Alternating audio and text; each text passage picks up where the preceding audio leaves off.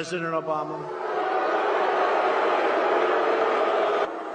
paid $1.8 billion for hostages.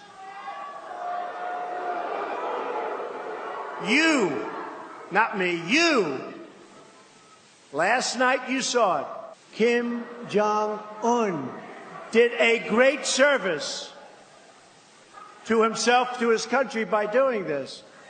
But those hostages came out with respect. We didn't pay for them.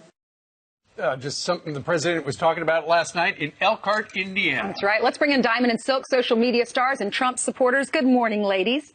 Good morning. Good morning. What's your reaction to that? The president said he did something that President Obama could never do. He brought home our hostages for free. Well, you know, the president is absolutely correct. You know, Obama paid billions for hostages.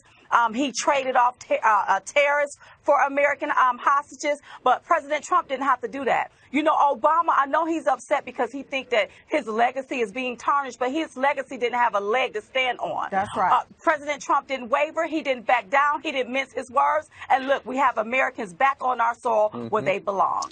Why do you both feel like they won't? Some on the left in the so-called mainstream media still won't give them any credit. They're saying, you know, this approach in North Korea isn't going to work. Why won't they ever do that?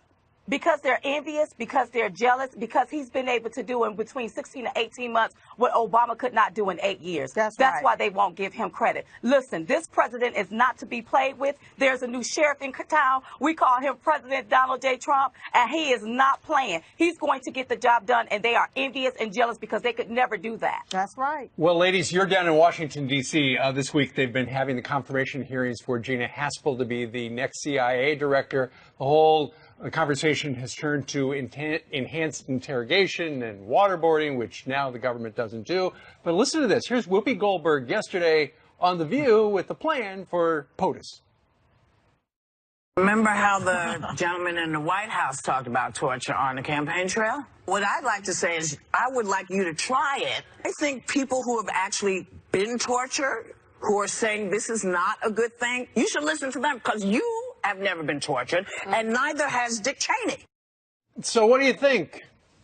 Well, you know, why don't Whoopi Goldberg try it? She needs to try respecting the president of the United States is what she needs to try to do. The president of the United States is not a terrorist. He's an American. He's our president. So why would we waterboard him? If she want to try what waterboarding feel like, why don't she do it? Another thing, why don't she champion around Gina Haspel to make sure that she gets this position? Because wouldn't she be the first woman in this position? So you should be championing around this woman that's going to get this high position is what you should be doing. That's right.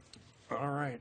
Let's talk a little bit about the Garden State. Pete and I live there, and now, ladies, as it turns out, we are subsidizing things for illegal aliens because the Garden State is now allowing for illegal aliens to apply for state financial aid at the universities. And here's the best part. For instance, at Rutgers, which is just across the river from where we're sitting, down a couple of miles, illegals can qualify for in-state tuition. Not in the country legally, but they get in-state tuition. You know, I think that's very sad. And who's paying for this? American tax dollars. What about the American students? What about American people that goes to school that have to pay student loans until they're about 50 or 60 years old? Yet we allow people to cross our borders illegally. That's right. And now we give them handouts like grants for them to go to college. What about the American people? I think it's sad. I think it's sick. I think every American that goes to college should be outraged and speak out about this. And they committed their first crime whenever they crossed that border illegally. When an American citizen do something illegally, they are given 3 hots and a cop behind a locked cell block. Not no funding. Ladies, what are you doing in Washington today? Oh, we was in Washington for an event last night with Sarah Palin. Yes, it was Governor amazing. Sarah Palin, It was amazing. Very cool. All right, ladies, have a great weekend. Thanks for joining us. Thank you both. This week, First Lady Melania Trump unveiled her Be Best children's anti-bullying campaign, a great initiative. I feel strongly that as adults, we can and should be best at educating our children. Today, I'm very excited to announce Be Best. But she was attacked immediately by the media. There are a lot of realities that she's dealing with. This is a first lady who is not culturally American, but she is learning the ways. Then New York Times reporter Glenn Thrush criticizing her grammar, tweeting, "For non-English speakers, preferably those from Eastern Europe, is be best an idiom in your language?" And the far-left haters on Twitter mocking her accent. Here to react, video bloggers and Trump supporters Diamond and Silk. Ladies, always good to have you back, but I mean, aren't Republicans, they're supposed to be the ignorant, dumb ones that are criticizing the accents of immigrants, not the enlightened cultural elites in the mainstream media, right?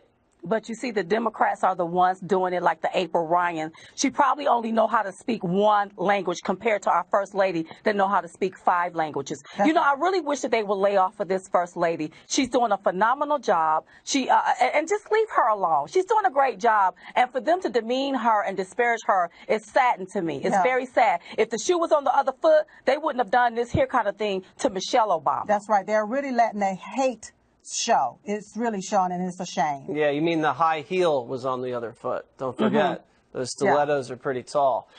Also, Michelle Obama, former First Lady, saying she's very concerned about women in America. Let's listen. In light of this last election, I'm concerned about us as women and how we think. If we're not comfortable with the notion that a woman could be our president compared to what?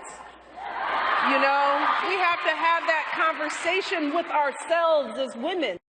I think Kanye needs to get to the First Lady there because it doesn't sound like she's a free thinker. Aren't women allowed to vote Republican and Democrat however they want?